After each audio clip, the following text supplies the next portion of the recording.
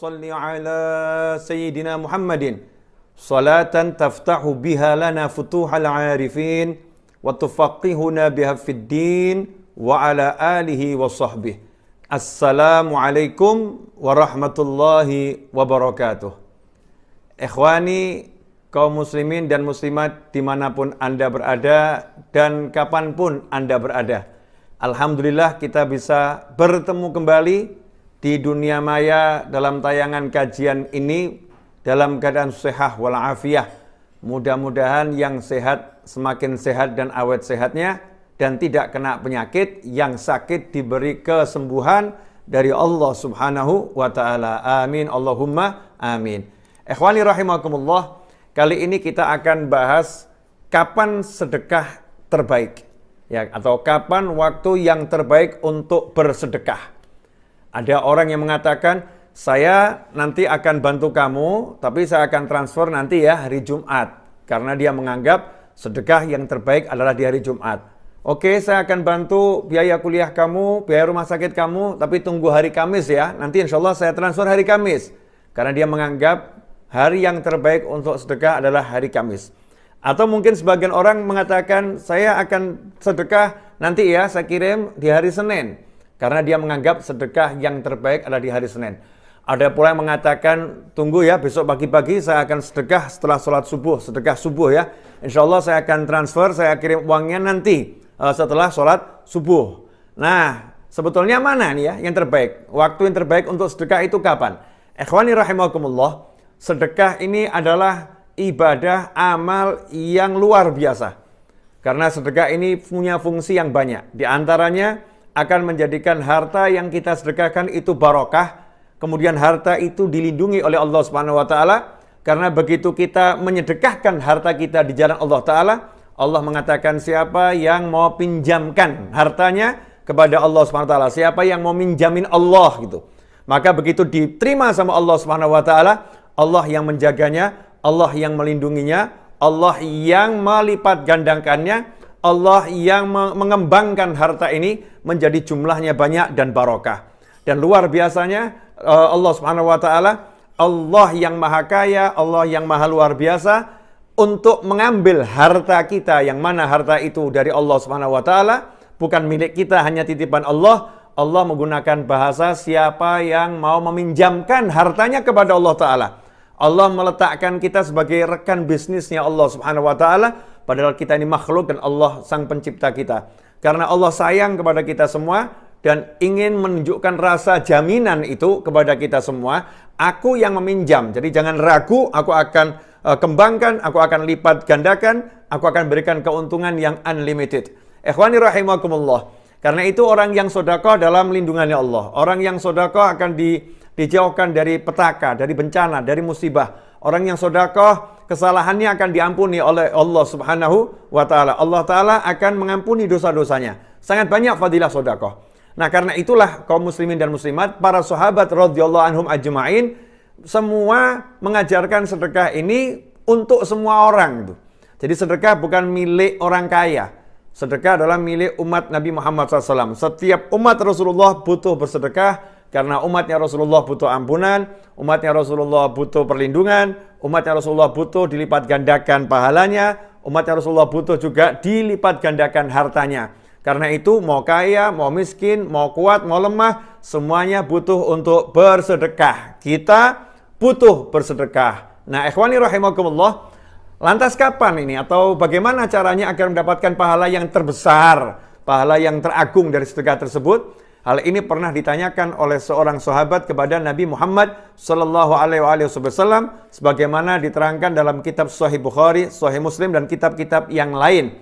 Ja'a rajulun, datang seorang menghadap Nabi Muhammad SAW kemudian berkata, ya Rasulullah, ayu sadaqati a'zam ajran?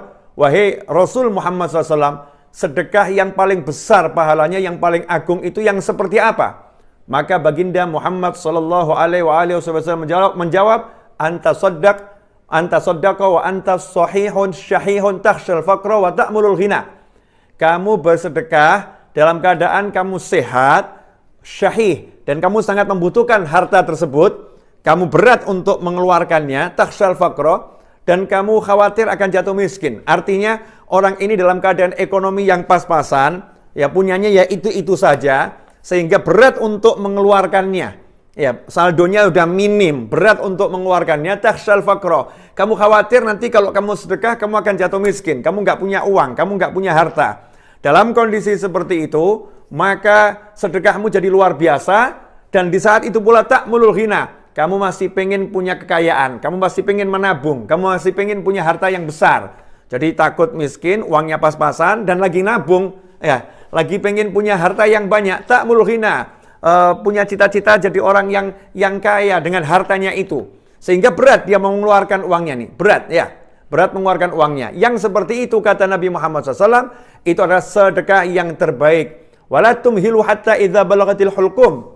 Ya, dan jangan pernah kamu tunda sedekah hingga datangnya ajal. Sampai di kerongkongan ini, nyawa sudah sampai di kerongkongan, baru kamu berkata, kulta li fulan kadza wa li fulan kadza.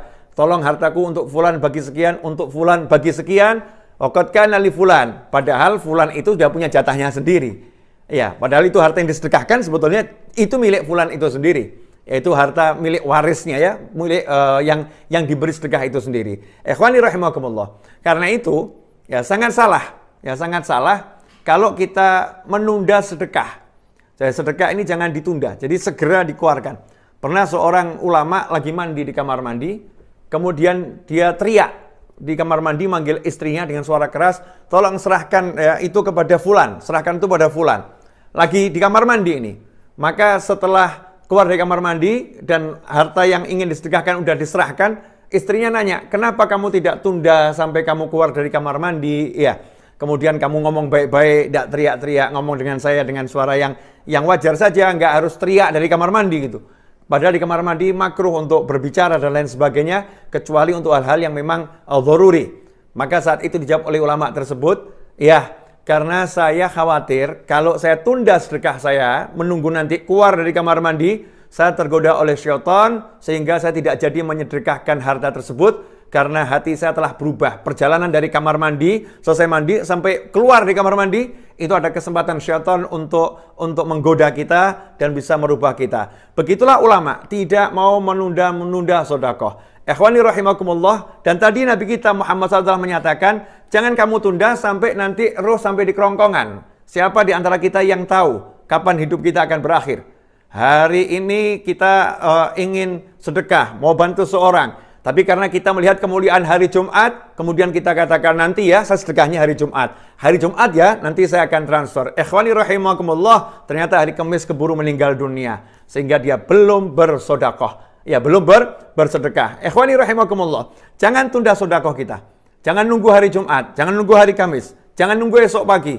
Karena sedekah yang terbaik adalah saat ini juga dan saat kita lagi berat mengeluarkan harta dan kita lagi pengen kaya. Saat ini juga menyegerakan amal, menyegerakan sedekah, itulah yang diajarkan oleh Nabi Muhammad SAW. Nah, kecuali kalau memang kita ini pas di hari Jumat, kita bersedekah, ya, nggak nunggu datangnya hari Jumat. Pas di hari Jumat kita sedekah, maka kita niatkan demi muliakan hari Jumat nih saya sedekah. Di situ pahalanya luar biasa. Pas kita ada di hari Senin, kemudian kita sedekah, kita niat demi memuliakan hari kelahiran Nabi Muhammad SAW, saya sedekah. Nah ini menjadi besar nilainya sedekah tersebut. Jazakumullah khairan. Mudah-mudahan yang sedikit ini memotivasi kita semua untuk menyegerakan sedekah dan tidak menunda-nunda sedekah kita kepada saudara kita. Dan satu hal yang penting, jangan pernah merasa kamu telah berbuat baik kepada orang yang kamu sedekahi. Jangan pernah kita merasa kita telah berbuat baik kepada orang yang kita sedekahin, karena sedekah itu hubungan kita dengan Allah Ta'ala, bukan hubungan kita dengan orang yang kita sedekahin. Begitu kita sedekah, kita lagi transaksi dengan Allah Subhanahu wa Ta'ala. Kita menjadi rekan dalam sedekah ini dengan Allah Ta'ala, dan Allah menempatkan kita sebagai rekan. Allah memuliakan kita, mengangkat derajat kita, Allah mengampuni dosa kita, karena ada orang yang mau menerima sedekah kita. Justru seharusnya kita berterima kasih kepada orang-orang yang sudah membukakan pintu untuk menerima sedekah kita semua. Jazakumullah khairan. Terima kasih. Mudah-mudahan berkah dan manfaat. Kurang lebihnya mohon maaf. Wassallallahu ala sayyidina Muhammadin wa alihi wasallam walhamdulillahirabbil alamin wal afu minkum. Wassalamualaikum warahmatullahi wabarakatuh. Allahumma salli wa sallim ala Sayyidina Muhammadin miftahi babi rahmatillah adada ma fi ilmillah salatan wa salaman daimaini bidawami mulkillah wa ala alihi wa sahbihi Allahumma ij'al fi ta'atika farahi wa sururi wa fi mardatika jami'a umuri Allahumma ya alim bihalati wa muttali' ala sarairi wa niyati iqdi jami'a hajati waghfir dhunubi wa sayyiati wa tajawaz an khati'ati wa zallati wa taqabbal jami'a hasanati wa samihni fima madha wa ma ya'ti waktubni fi diwani sadati wasluk bi sabila najati fi hayati wa mamati Allahumma inni tami'un fi atak raghibun fi ridhak mustaslimun liqadak faktubni min awliyak wasluk bi sabila hudak wa alhiqni bi aswiyak wa sallallahu ala sayyidina Muhammadin wa alihi wasallam walhamdulillahi rabbil alamin amin.